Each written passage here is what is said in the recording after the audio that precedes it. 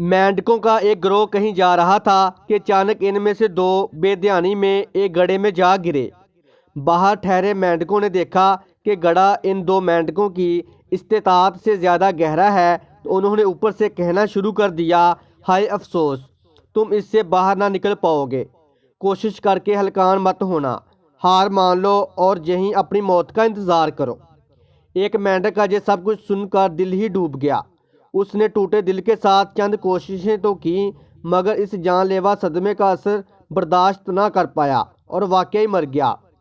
दूसरे की कोशिशों में शिद्दत थी और वो जगह बदल बदल कर जंप लगाते हुए बाहर निकलने की कोशिश कर रहा था।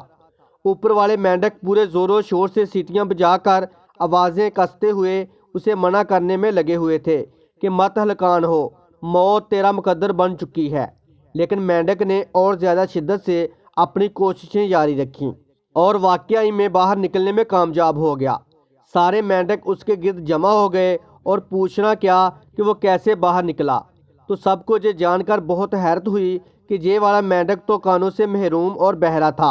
मेंढक सारा वक्त यही समझकर बाहर निकलने के लिए अपना सारा जोर लगाता रहा था कि बाहर खड़े हुए सारे मेंढक उसके भी ख्वां और दोस्त हैं, जो इसकी हिम्मत बंधवा रहे हैं और जोश दिला रहे हैं, जबकि हकीकत ये थी कि वो सारे इसकी हिम्मत तोड़ने और बाहर निकलने के अज़्म को ख़त्म करने में लगे हुए थे।